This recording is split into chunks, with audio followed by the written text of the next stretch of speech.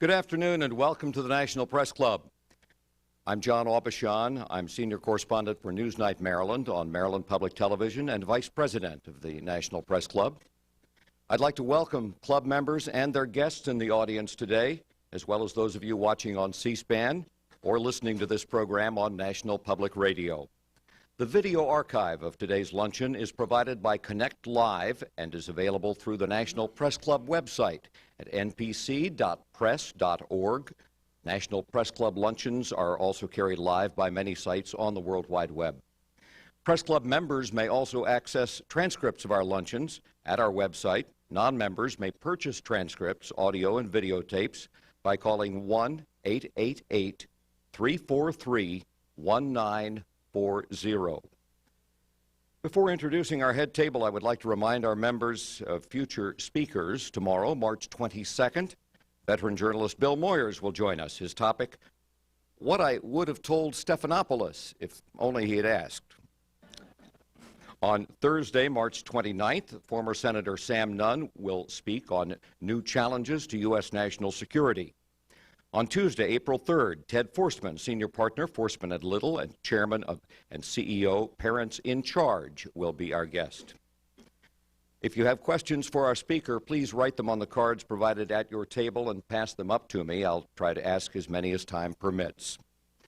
I'd like now to introduce our head table guests and ask them to stand briefly when their names are called. Please hold your applause until all head table guests are introduced. From my left, your right, first, Patrice Hill, Washington Times. Ken Moritsugu, Knight Ridder. Finlay Lewis, of Copley Newspapers. Siobhan Hughes, Bloomberg Financial News. Owen Ullman, Washington editor of USA Today and editor of the International Economy. Andrew Bogle, son of the Speaker. David Hess, former National Press Club president and co-chairman of the Speakers Committee. Don Kopecky of Dow Jones. Mike McNamee of Business Week. Michelle Singletary of the Washington Post. Robert McMillan, Washington bureau chief of newsbites.com. And Fred Fraley, Kiplinger's Personal Finance magazine.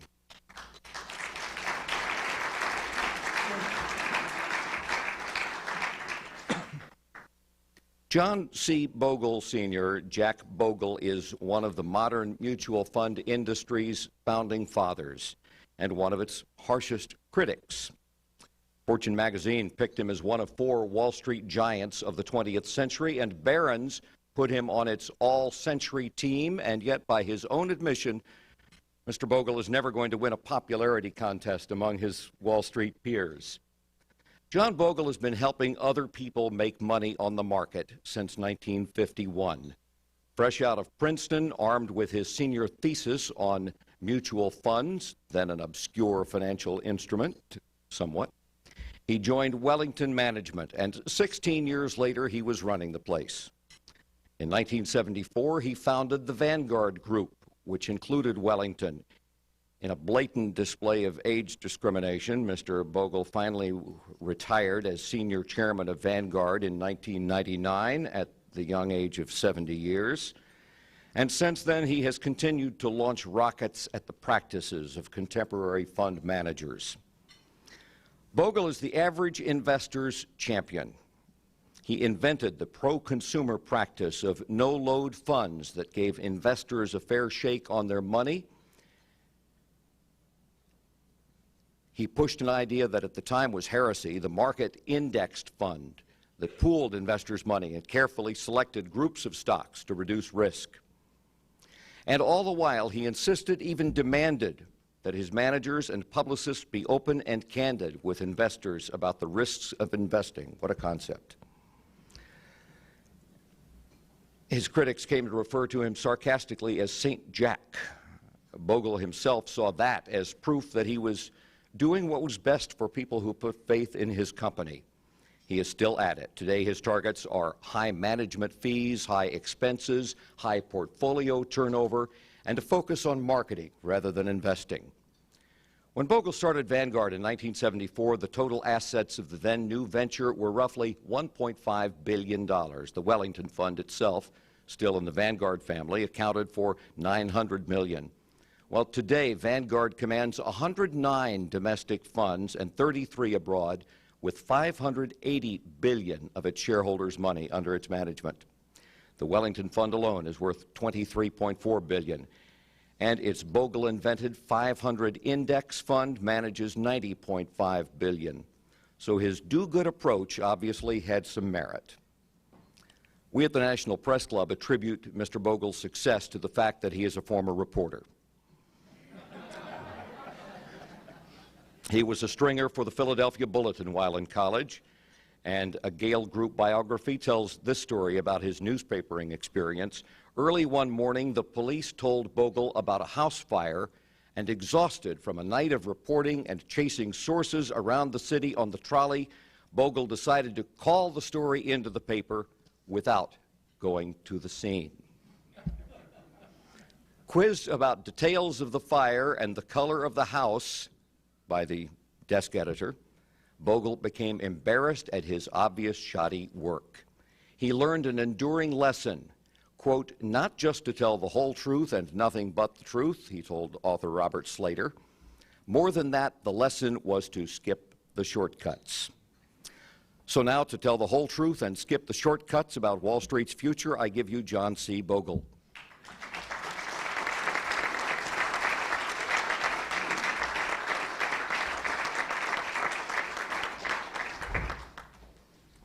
Thank you, John. Thank you so much, John. That's a lovely introduction with a story that is unfortunately true. I couldn't help thinking as I came down in this rainstorm today that there must be some similarity between the weather and the stock market. And I thought the storm was bad outside until I got inside here and looked at the quotations. And I'm going to talk a little bit with some numbers to you today, and we will have a handout copy of the charts, some charts and some things that will go with this speech if any of you are interested after the talk, so don't be disturbed if you can't stay with the numbers. I like to rely on facts where I possibly can.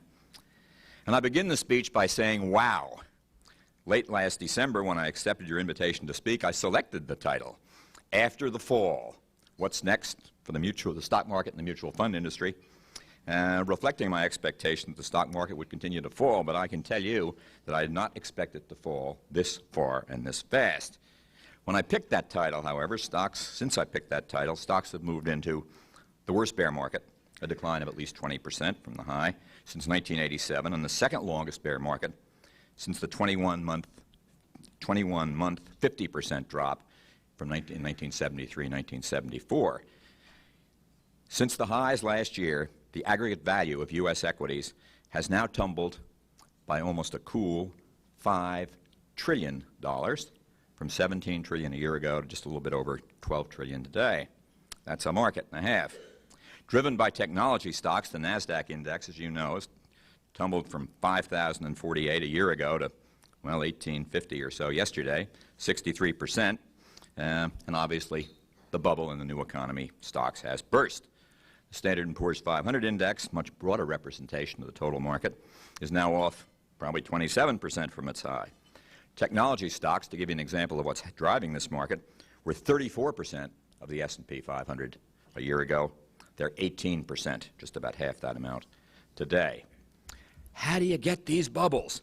Well, in this case, a once-in-a-generation combination of a booming economy and the optimism of a new millennium, the ebullience engendered by a quarter century without a single protracted market decline, a time of unity, mostly in the U.S., and peace, mostly around the globe, robust growth in corporate earnings, but not without some awfully aggressive earnings management, and the siren song of a new era, the information age, the new paradigm with growth projections for high-tech companies that lost all touch with reality. Those are the ingredients.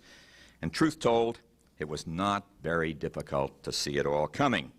Indeed, right at the high of the market a year ago, I gave a speech entitled Risk Control in an Era of Greed, pointing out that when reward is at its pinnacle, risk is near at hand, and reminding my audience of a quote from the Roman orator Cato 2,200 years earlier.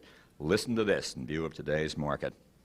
There must certainly be a vast fund of stupidity in human nature, else men would not be caught as they are 1,000 times over by the same snare, and while they yet remember their past misfortunes, go on to court and encourage the causes to which they were owing, and which will, once again, produce them. End of Cato quote.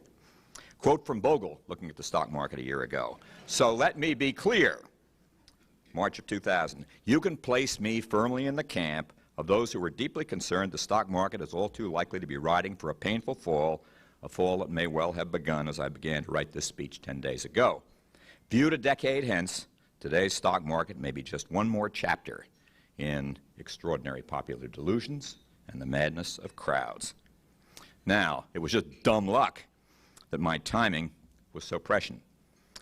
But like most investment professionals, I think, we have a pretty good idea of what is going to happen in the markets, even if we have little, if any, idea of when. Nobody knows that. Nonetheless, I'm going to take a look today at what we might expect from the stock market during the coming decade. To do so, I want to talk about some very important fundamentals that you'll just have to bear with me on, because you can't understand the markets if you can't understand what I'm saying. The mathematics of the market are eternal. Complex and mysterious as the stock market may seem, its returns are determined by the elementary interaction of just two simple elements, albeit two elements whose qualities are different as night from day. The first is investment return, determined by dividend yields and earnings growth. Investment return tends to be recurrent and steady. The second is speculative return, reflected simply in a change in the price-earnings multiple, price that an investor is willing to pay for $1 of earnings. Speculative return is intermittent and spasmodic. Add them together, we have the market return. It's that simple, it really is. And over time, it is earnings and dividends, investment return, that determine all of the return that is achieved by the stock market. Consider the past 40 years. Dividend yields plus earnings growth over that period came to a total of 11.2%. The actual return of the stock market was an identical 11.2% per year. In the long run, as it turns out, earnings and dividends call the market tune. But speculative return can be the driving force over short-term and even over extended periods. For example, in 1961-81, the first half of that 40-year period, the PE fell from 22 to 8 times, resulting in a speculative return of minus 4% per year, 4.5% a year, reducing the investment return of 12% then to a market return of 7.5, 12 minus 4.5. During the second half of the period, 1981 to yesterday, the period in which most Americans have gained their investment experience, the PE ratio soared to as high as 33 before retreating to the present level of 24, still enough to add 5 percentage points a year in speculative return, raising the annual investment return to a market return of 15%. Now think about what I've just told you. Despite the all-time market returns, high market returns we reveled in the past 20 years, the fundamentals of earnings and dividends were actually a bit lower than in the previous 20-year period, 10% versus 12. But the annual market return more than doubled from 7 to 15. Why? Simply because the pendulum of market speculation, which pulled returns down as it swung from the grand ebullience of 1961 to the pessimism of 81, sent returns soaring as it swung back to the roaring optimism that culminated just as we celebrated the new millennium, a year early, I should note. And what a difference it made. Consider the magic of compounding on an investment return over each of those two 20-year periods. The 1961 investor earned 7.5% and enjoyed $32,000 profit at the end of the period. The 1981 investor earned 15%, a $140,000 profit by March 2001. That remarkable increase from $32,000 to $140,000 came not from higher corporate profits or dividends, not at all. Actually, they were lower, but solely because of a change in investor attitudes. The point is that the economics of market return, the earnings and dividends of Americans' corporations over 2 centuries have always been both predictable, almost always, and productive. The emotions of market return, on the other hand, the price that investors will be willing to pay for each dollar of earnings, are unpredictable, sometimes productive, sometimes remarkably counterproductive. I use this dramatic example of the two forces that determine stock returns. I call it the oasis of investment versus the mirage of speculation, mirage that's fading as we speak today, to look ahead and consider what we might find in the coming decade. We begin with a yield, dividend yield of only 1%, a fraction of the historical norm of 4%. To put it bluntly, that is not a lot of gas in the stock market's tank. But if we assume that corporate earnings growth will continue at 7% annual rate, historic, stocks would enjoy an investment return of 8% annually during the coming decade. Will speculative return enhance or reduce that figure? That's the question before the House. If investors continue to pay 24 times earnings, as they do today, that market return will be the self-same 8% per year. That's what the market holds for us.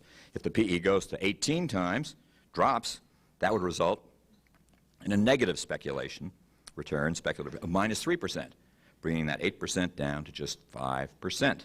If, on the other hand, the PE were to rise to 30, we'd have a positive speculative return of 2%, bringing the market's return to 10%. I think the current PE of 24 cannot be sustained. I think it's more likely to go down than go up, and therefore I believe that 5% is a much better guess than 10% as the future market return. Warren Buffett, by the way, uses a very similar, different I should say, but equally disciplined methodology, and he comes up with an estimated return in that range, 5–6%. You'll have to decide how much comfort you want to take from the fact that Bogle and Buffett agree. I wouldn't take too much from it. Maybe we'll be wrong on the low side. What, you might ask, would it take to produce another 15% return in the coming decade? It's easy. Assuming the investment return is 8%, it would require a speculative return, if you're sitting down, of 7%. That is, it would require a final PE ratio of 47 times earnings. To be clear, I don't think that number is remotely in the cards. In short, we have now departed a 2-decade-long golden era for equity investors in which we literally never had it so good and are entering an era in which the party is over. Alas, I do not believe we have yet seen the stock market's lows. Maybe today, though, for while we're approaching prices that represent close to fair value, I think, don't ever forget the market overdoes everything. That pendulum, remember, swung so far above fair value that when it comes back down, it's not going to stop there, but it's apt to get to a very cheap level and overswing on the downside as well. A new environment for investing, which is more likely to be bland than spicy, would not be without precedent. For example, the Dow Jones average was 1,000 in 1966. It touched that another half a dozen times in the next 17 years and was still 1,000 in 1982 before permanently moving upward. Despite the promise of Jim Glassman's Dow 36,000, I think it's at least possible we'll find the market in the trading range, say plus or minus 25% from where we are today, of 10,000. Not for 17 years probably, but for an extended period of time. It's possible. But whatever returns the market may deliver, don't make the mistake of thinking that investors will actually earn those returns. The fact is that few investors ever capture 100% of the market's long-run annual rate of return. Why? Simply because investing costs money. The fact is that a huge proportion of investment success is represented by the allocation of financial market returns between investors on the one hand and financial intermediaries and tax collectors on the other. For investors as a group, market returns minus intermediation costs and taxes equals investor return. It is as simple as that. Costs matter. They matter most where they are, 1, very large, 2, easily measurable relative to the value of services provided, and 3, compounded over time, as you've seen. And those are 3 of the defining characteristics of the mutual fund industry. Fund costs are numerous and substantial. I might even say never-ending. Let me add them up. Management fees and operating expenses now average 1.6% a year. Sales charges, at least 0.5% annualized. Hidden portfolio transaction costs. You don't see these. With funds now turning over their portfolios at 100% a year, an absurd rate. 0.7%, 1%. 1.6, 0.5, 7, that's 6, 2.8% a year. And another opportunity cost of 0.3% a year because funds are rarely fully invested in stocks. 0.3%, aggregate cost 3.1% per year. That may not seem like much, but it would consume 31% of a 10% market return. Throw in the extra taxes investors are socked with as a result of all that hyperactive portfolio trading activity, I'll come back to that in a moment, could easily take, in the current environment, another percentage point and a half, leaving just 1/2 of the market's annual return for the fund investor if the return is 10%. Simply put, there are too many croupiers in the mutual fund casino, and their rakes sweep too wide a swath from financial market returns. Fund investors have not yet focused on the confiscatory power of costs. Why? Because the stock market's return has been so generous. 15% in the last decade meant that the average mutual fund, it won't surprise you, earned 15% before cost, but after cost and taxes, in fact, delivered an estimated net return of about 9%. Result, $10,000 invested in the average fund, profit of $46,000. A lot of money, but less than 1/3 of the profit on the stock market itself, which without costs or taxes grew by $154,000 instead of $46,000. Despite this abysmal shortfall, however, fund investors, I think, felt pretty comfortable because they'd made a lot of dollars even though they had not received a fair share of the market's returns. What happens if the future market return is 5%? Assuming that fund costs don't decline, the tax costs do in a lower return environment, the average fund investor in a 5% market could receive a 1% return, with many stockholders garnering negative return. 5% in the market may not seem like much, but it'll give you $6,000 on a $10,000 investment in a decade. At 1%, it's a $1,000 profit for a decade of investment. I think disappointment would be far too mild a characterization of a shareholder's reaction. So in a future market environment of lower returns, the confiscatory power of excessive mutual fund costs and unnecessary taxes will severely challenge this industry. In many respects, this industry is a child of the great bull market of the past 2 decades. That's why equity funds have gone up 100-fold from $41 billion 20 years ago to $3.7 trillion today.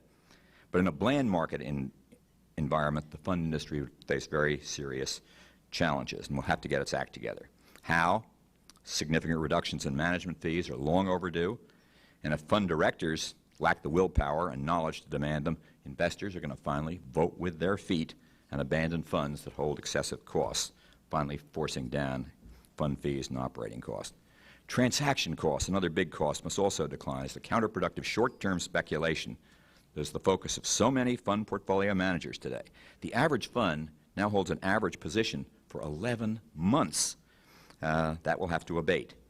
And once we return to the industry's once traditional, when I came into this business and when I wrote my Princeton thesis, long-term orientation, when the average holding period of stock was not 11 months but 6 years, that's long overdue and would reduce not only fund transaction costs but the heavy tax burden that turnover force on unsuspecting fund shareholders. It's not coincidental that this gradual shift from investment to speculation has come hand in hand with a shift of portfolio supervision in funds from investment committees to portfolio managers, and then the following development of a star system. Alas, however, I must tell you, the fund industry has produced infinitely fewer stars than it has comets. The devastating toll of this extraordinary level of portfolio turnover is not possible to underestimate. The direct turnover costs themselves, $28 billion last year, paid to brokers, market makers, investment bankers. But that's the least of it. Despite the fact that last year fund investors suffered $240 billion of capital losses last year, they received $345 billion of taxable capital gains distributions because the industry has this high turnover. And 1/3 of those gains are realized on a short-term basis and taxed at ordinary income rates at that. Unrecoverable tax cost that shareholders have been suffering because of the industry's short-term investment strategies. It's not a good idea. Central to the funds industry's problems, which John mentioned in the introduction, is the accumulation of assets under management has become the name of the game. The magnetic attraction of distribution in the fund business has become irresistible. And so it is that aggressive marketing has long since superseded prudent management as the central ethic of the mutual fund industry. We all know in the abstract here about marketing one thing: the best marketing, offering the public exactly what it wants. And if its ability to follow the crowd, the mutual fund industry has few peers. If the investing public demands cake, well, let them eat cake. The problem is the most desirable cake is inevitably the cake that has been the sweetest in the recent past. Never mind that the exceptional past returns some funds achieve are all too rarely prologue to exceptional future returns. Indeed, quite the reverse is true. St. Matthew had it right 2,000 years ago. Many that are first shall be last, and the last shall be first. You heard it here. Taken to its logical conclusion, such a marketing strategy inevitably places mutual fund managers in the wrong place at the wrong time. Consider the past decade. Began in 1990 with stocks in the bargain counter, yet the smallest component of the industry's 1.1 then trillion asset base was in equity funds, 25% of the total. Bonds and money market funds, 75%. Caution was the order of the day 10 years ago for the investors and for the industry. Now advance the calendar to the first quarter of 2000. The stock market had risen 500% in that period and was, at least in retrospect, very richly valued. But the equity fund share had more than doubled to 62% of the industry's huge $6.3 trillion base versus 38% at the beginning, 38% in money market and bond funds, down by half. When stocks were nearly at the cheapest levels in modern history, mutual funds had a 25% exposure to stock market risk. When stock prices reached the dearest levels ever recorded, taking into account the extra riskiness, which I'll comment on in a moment, of equity fund portfolios, a 75% risk exposure, 3 times as much risk exposure as the high as at the market low. For that counterproductive increase in risk, we can give much of the credit to the fund industry itself. To understand what a marketing industry had become, just consider the shift in equity fund capital flows during the years leading up to the stock market peak last March. During the 90s, net investor purchases of U.S. equity funds were almost exactly divided evenly between 50% in relatively conservative, middle-of-the-road, value-oriented stock funds and 50% in riskier, more aggressive, growth-oriented funds. But in 1999, the growth share leaped from 50% to 92%, and in the first quarter of 2000, the growth fund share leaped to 113% of capital flows. On the other side of the coin, the share of cash flow into value funds dropped to 8% in 1999 and to minus 37% during the first quarter of 2000. That is, in that first quarter, investors purchased $127 billion of the risky growth funds and liquidated $42 billion of the safer value funds. At the very moment they should have been minimizing risk, fund investors were maximizing their speculative risk. Clearly, relative performance was the reason. Growth and value funds provided very similar returns from 1990 to 97. And then growth funds soared into the lead through early 2000, providing annualized returns of 42% a year, far ahead of 8% per year for the value funds. But reversion to the mean, that seemingly universal rule that the last shall be first and the first shall be last, over and over again, promptly took over. And since last March, growth funds have declined 44% on average, while value fund prices have actually risen by 1%. It would be very easy for the industry to argue that the investor, ever following past performance, following the crowd, is his own worst enemy. But the industry must bear a large share of the blame. First, it pandered to the public taste by creating 494 new growth funds during the last 2.25-year period, compared to just 110 value funds. Second, not only did funds vastly step up their advertising budgets to jump on the stock market, to encourage investors to jump on the market bandwagon, but advertised the heady past performance of some of the industry's hottest funds, with annual returns exceeding 100%. What's wrong with that? Well, at least these 2 things. First, winners rarely, if ever, repeat. And those who produce advertisements hyping past performance are every bit as aware of that inevitable fact as the countless academics whose studies attest to it. Second, advertising is expensive. Directly or indirectly, it is the mutual fund shareholder who foots the advertising bill. In the past 2 years, the industry's seemingly unbridled marketing budget likely included $1 billion for media advertising. Alone, not including, I hasten to add, $120 million that one fund sponsor recently spent to have a football stadium carry its name. Imagine that. To put it bluntly, fund shareholders had $1 billion of their money spent on advertising. How this expenditure advanced their interests or their returns is certainly not clear to me.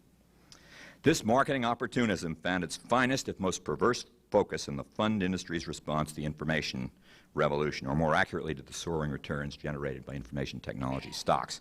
Internet companies, cell phone makers, computer manufacturers, semiconductors, the works. During the early 1990s, some of the years, one new technology fund was created. Some years, no new technology funds were created. In 1999, 29 new technology funds created. In the first quarter of last year, 71 more technology funds. And investors took the bait. In the first quarter of 2000, technology funds alone garnered 30% of the industry's all-time record cash flow of $113 billion.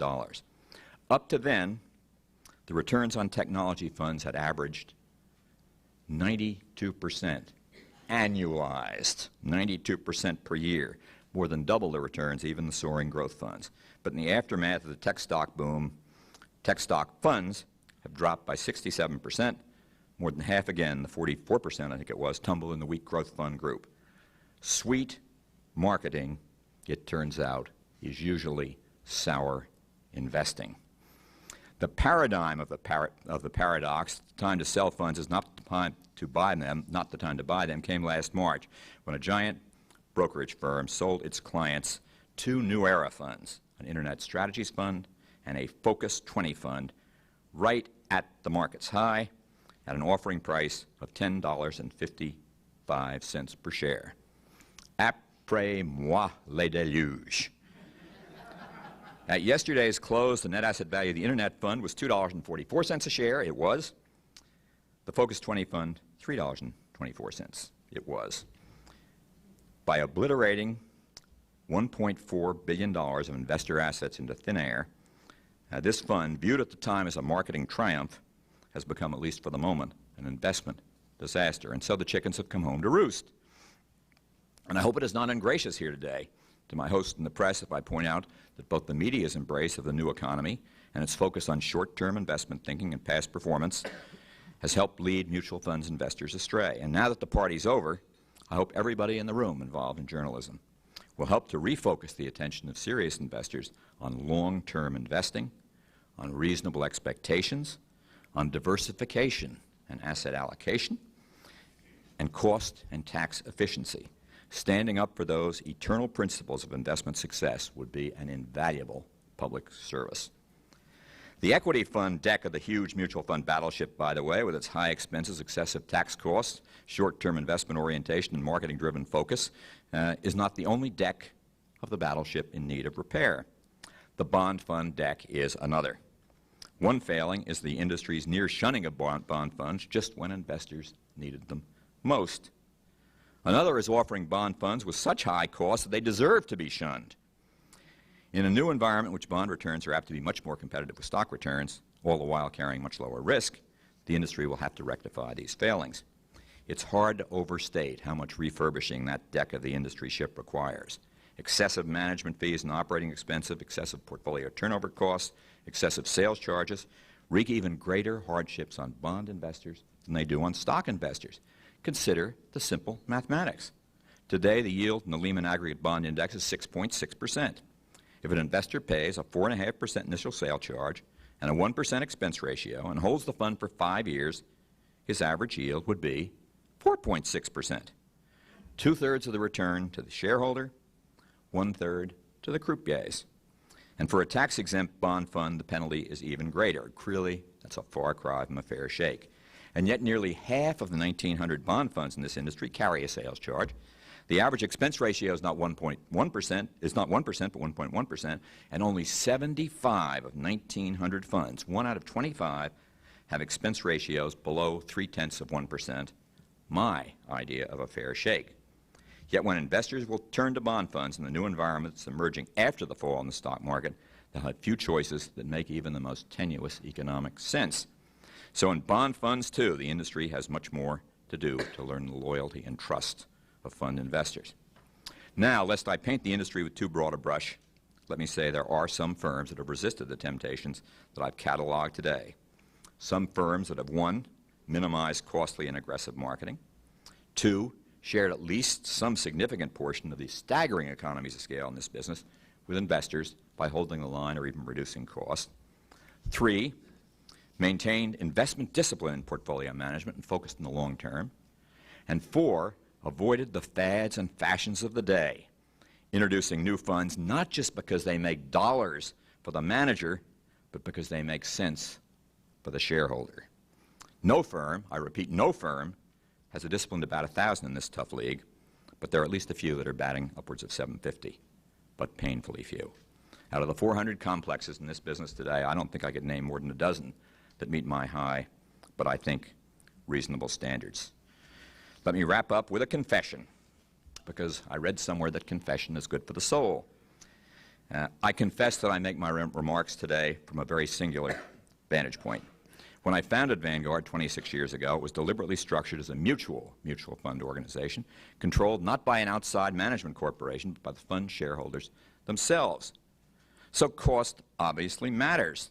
I guess I've made that clear. We operate on an at-cost basis and do not squander shareholder resources on marketing. This focus on the shareholder quickly led me to the founding of the industry's first stock and bond market index funds, which do provide substantially 100% of the market's annual returns, and the elimination of all sales charges. It is putting the shareholder first in everything we do that has been the foundation of whatever success Vanguard may have enjoyed. So if the criticisms of the fund industry I've expressed today sound tough, it is not, I assure you, because of my pugnacity. It is because of my perspective. And while few firms will, and indeed realistically few firms can follow Vanguard's example, any firm that wants to be as successful in the new environment after the fall as it has been in the old environment before the fall will have little choice but to take some steps in our direction. It's high time this industry gets back to the business of prudent, long-term investing. It's best, unequivocally, to place stewardship, serving clients in the most honest, efficient, and economical way possible. That's a little quote from my senior thesis at Princeton. Put that at the top of the agenda. It's that single value, the stewardship of other people's money, that will place the mutual fund industry, and only that single value, that will place the mutual fund industry on the right side of history. Thank you very much.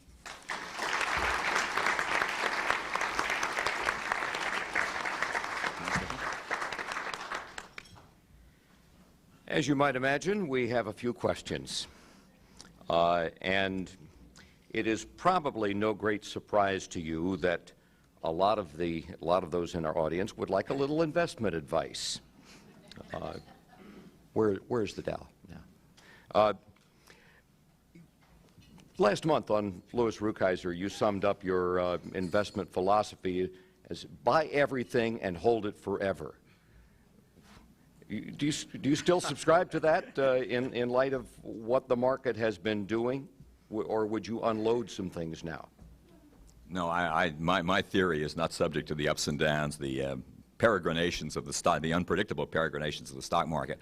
It's painful to do, but I think the idea of owning the stock market is the best approach to equity investing, and perhaps I didn't make that thoroughly clear there. I have never felt that equities should be the only portion of an investor's long-term program. I myself am about 50% stocks, 50% bonds, for example.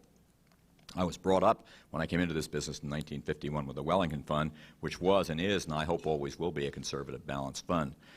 But I think the idea of buying and holding forever and not trying to make adjustments requires that you've gotten it right in the first place, that you can only hold tight if you've bought right, if you will.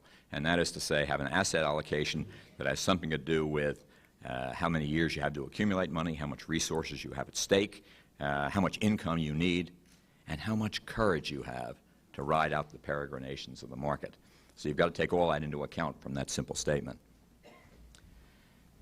You are the godfather of index funds aimed at the average investor, and this questioner points out that actively managed funds have outperformed indexed over the last 2 years.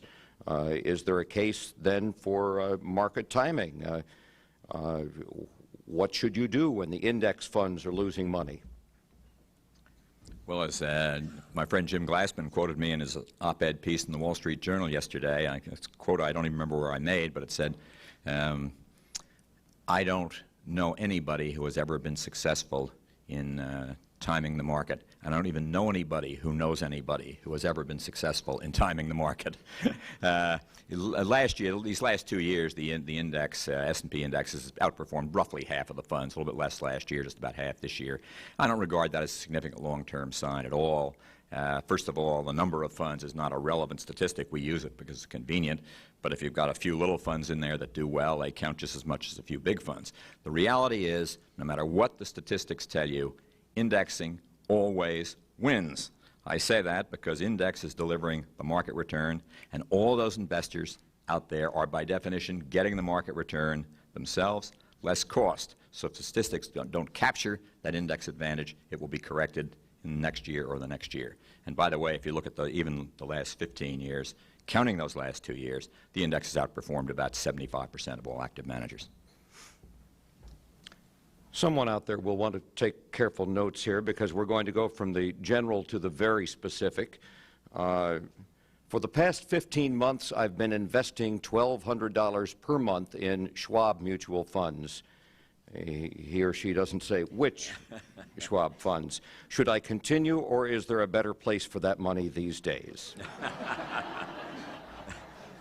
Well, far be it for me to get into more trouble with Mr. Schwab than I'm in already. But leaving aside the infinite variety of a stock of mutual funds they could be buying through any kind of a mutual fund marketplace like Charles Schwab's, the answer is yes, continue to invest. I've told particularly young people in the office who are really petrified by this market decline that it's the best thing that ever happens to them. And if you think about it logically, of course it's wonderful. I mean, think of, say, the young man I was talking to yesterday who's probably 25 or 26 years old, and he's got the rest of his life in invest. And I said, well, let's suppose that Chris Scott, his name is. I said, let's suppose, Chris, that the market's going to end up at Jim Glassman's 36,000 by the time you retire. Do you want to be investing all your money when the Dow is at 35,000, or invest it all when it's 9,000? Just think about that for a minute. In other words, you want a long time to invest at low prices, and it's certainly a frightening advantage for those of us who have some money at work in the market today to think of this as a blessing. But it is a blessing because in the long run, investing depends on accumulating money at sound prices and not inflated prices like we have. I also think the general economy and the financial markets are well served by a return to reality. When you leave reality and depart from the laws of gravity, there's nothing but bad things that can happen, and the higher you fly, the more you fall. We flew quite high enough, and I think it's a blessing, maybe a blessing in heavy disguise, a blessing that we've come back a little bit toward the ground. Speaking of coming back toward the ground, this investor's stocks are really down. Dr. Koop, just for feet. Is that Quigley Pharmaceuticals? Cisco, Lucent Technologies. Should I sell? I haven't heard a list like that. He even makes those tech funds I told you about seem like heroes. I don't have any comment on those individual stocks. I mean, they are hugely depressed. I think Dr. Koop, I read the other day, is in danger, the stock is in danger of becoming delisted. I think it's sold up in the mid-30s, $30, and now is something like 19 cents. You know, it wasn't a good turn. And it's very painful for people, for speculators, or people that greed overwhelm their good judgment to get hurt. But will they bounce back? I mean, I guess the answer to that group of stocks, without knowing much about Quigley's Pharmaceutical and being very nervous about Dr. Koop, is, companies like Lucent will come back in time. I don't think there's much question about that. But to own a handful of individual stocks, I don't think is sound investing. And to obviously jump on the bandwagon at a silly time is, I feel very, very sorry for the investor, but I don't know how to help him now, him or her. You mean it's like if I had bought a NASDAQ indexed fund 13 months ago? What will happen to tech funds? Will they come back? We have similar questions for growth funds, value funds. Are those three sectors going to rebound? Are the three sectors, growth, value, and tech funds, going to rebound? And I guess the answer is unequivocally yes. The more interesting question is when and how far. And it's very difficult to answer when, because I think we're in for some tough weather here for a while. I think the steam, the confidence has gone out of the market, and I think speculative enthusiasm has, and well, it held the market up. It can't hold it up forever. I've said to many groups that in this kind of an environment, if I was a betting man, I would bet on value over tech or growth, other kinds of growth. But I quickly reassure them and you that I am not a betting man. I just don't know how to do that. So I think if you're in heavily in technology, you should be gradually moving to increase the value orientation. If you're heavily in value, I'd be gradually, believe it or not, moving toward a growth orientation. I think technology is too small a part of the, too narrow a part of the overall investment economy to be considered a separate group. So I would try to diversify. If you like growth, I'd rather be in growth generally than just in technology. I will also tell you this without any fear that I'll be wrong at all, and that is of these 71 technology funds that were created in the first quarter of last year, if half of them are still in business 5 years ago, I'll buy any number of people here up to 10 a good Cuban cigar or something. You've made it very clear that you are neither a stock picker nor an industry picker. Nonetheless, what industries do you think might offer the most attractive potential in the next 5 to 10 years? Well, the way to answer that, I mean, I can't answer that because I just don't know the answer to that. What you have to understand about the market is it comes just from what I emphasized at the beginning, from investment return and speculative return. And the market is, in the long run, a very brilliant arbitraging medium which takes into account the future prospects and prices them accordingly. So if I were to tell you this industry, let's say healthcare, for example, or probably technology will have a higher growth rate, I'd feel very comfortable about that. But do the prices take into account a lower growth rate and therefore will be very good for you? Or are they assuming a much higher growth rate than technology can possibly achieve and being bad? So I'd say I'm going to stick with my, my mantra here, and that is avoid individual stocks and avoid narrow stock groups. You see anywhere other than the U.S. equity markets that is more attractive abroad? The question now is about non-U.S. markets outside of the U.S. We call them international markets in the industry lore. More like foreign markets would be better. And I have to confess that I've had a bias against foreign markets for as far back as I can remember, simply because they carry risks that are not necessary to carry. They carry currency risk. Many of the particularly emerging markets carry extreme political risk, extreme financial risk. There are very few nations in the world that have the kind of protections for shareholders, the legal rights, the ownership rights that we have here in the United States. So I have a big bias toward the U.S., and I believe this will continue to be the most productive, entrepreneurial, innovative economy and more rapidly growing economy than any in the world. And I also point out quickly that when you get out, you don't need to leave U.S. stocks to have money outside the U.S., and specifically that roughly 25% of the revenues and 25% of the earnings of U.S. corporations come from abroad. So I don't think you need international funds for that reason. And I should say there's been this sort of canard that international funds would give you some much-needed diversification, which is a wonderful theory. But if you look back at the last year with the U.S. stock market down about 28%, the international market is also down, of all things, 28%. International diversification as a safety measure then let us down just when we needed it most. So I do not think you need to depart the U.S. One thing that has changed dramatically during your watch on Wall Street is who are investors. 401ks have brought the vast body of Americans as individuals into the market. Has the spread of 401ks affected market psychology? Are these small investors more likely to bail during a crisis? And what effect has it had on the industry?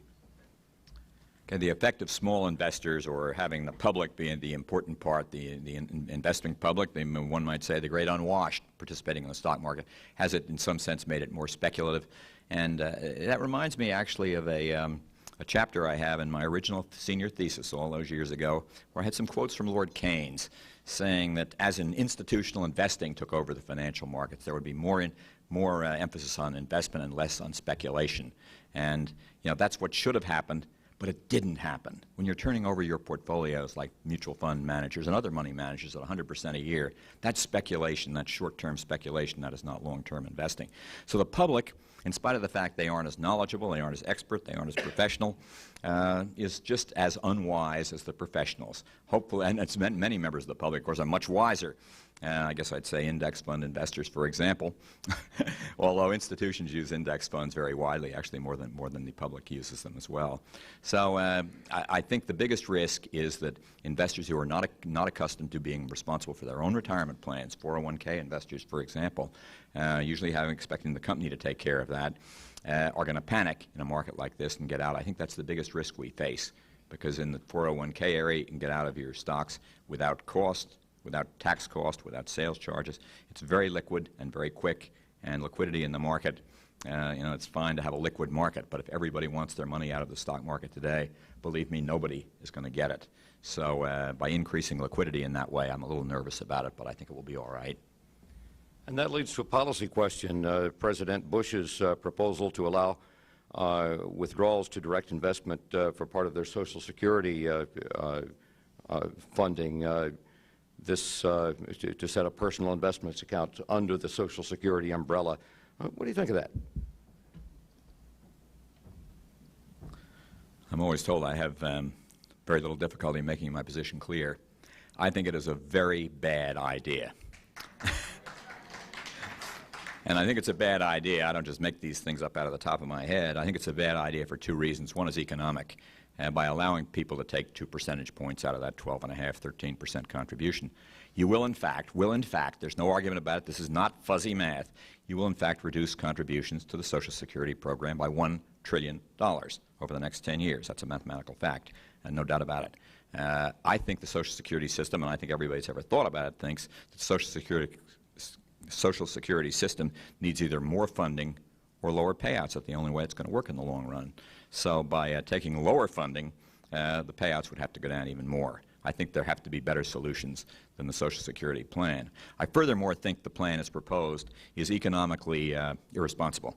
And I think that for this simple reason, that the retirement savings of American investors are too important to be left to the wiles of the mutual fund industry. And I say that for this reason, simple economics.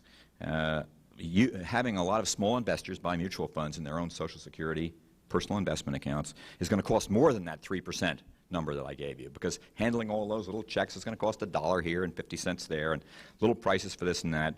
So it might cost maybe 4%. So if the stock market gives an 8% return, the investor will get a 4% return when the money in the government bonds and the Social Security fund is earning him 6%. They're going to be taking a risk and getting a lower return, and that doesn't make any sense to me, and those economics, I think, are beyond challenge. In the same neighborhood, compare and contrast, please, the proposed Bush tax cut with the Bogle administration's tax policy.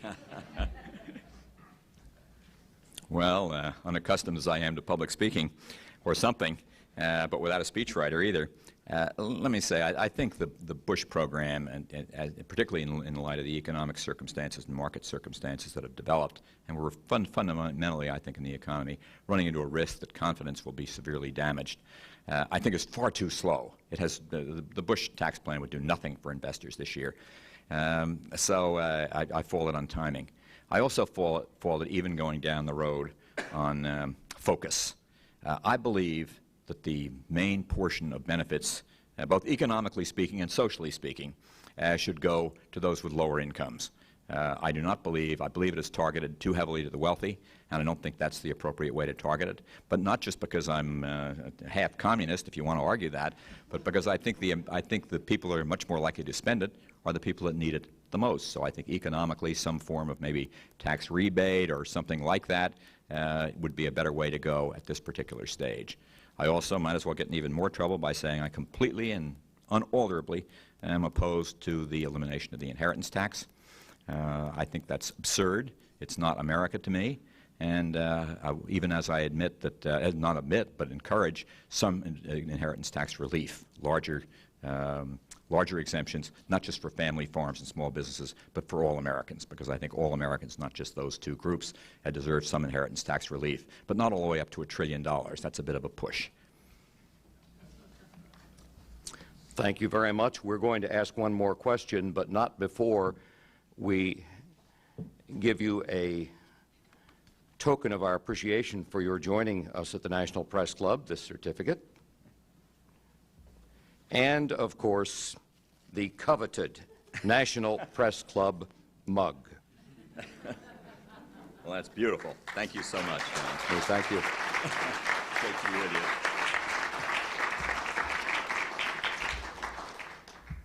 You faulted the President's, don't go too far away, please.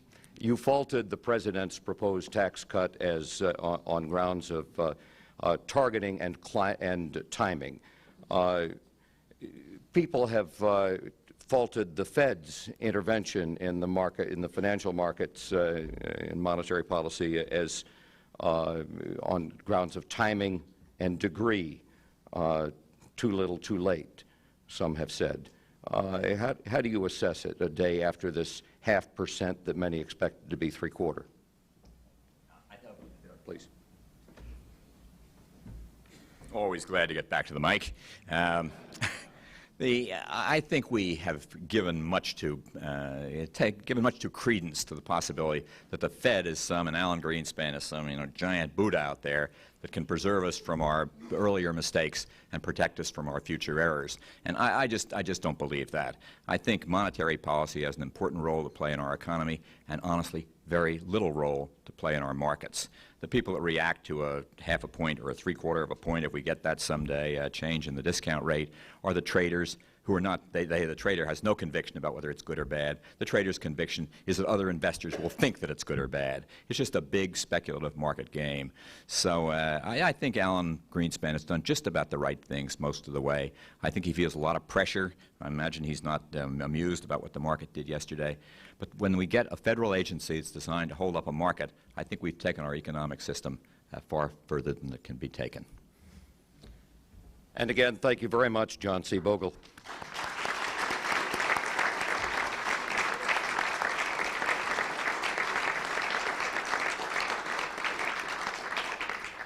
I would like to thank all of you for coming today. I'd also like to thank National Press Club staff members Melinda Cook, Pat Nelson, Joanne Booz, Melanie Abdal-Dermott, and Howard Rothman for organizing today's lunch. Also, thanks to the NPC Library for their research. Have a good day. Invest well.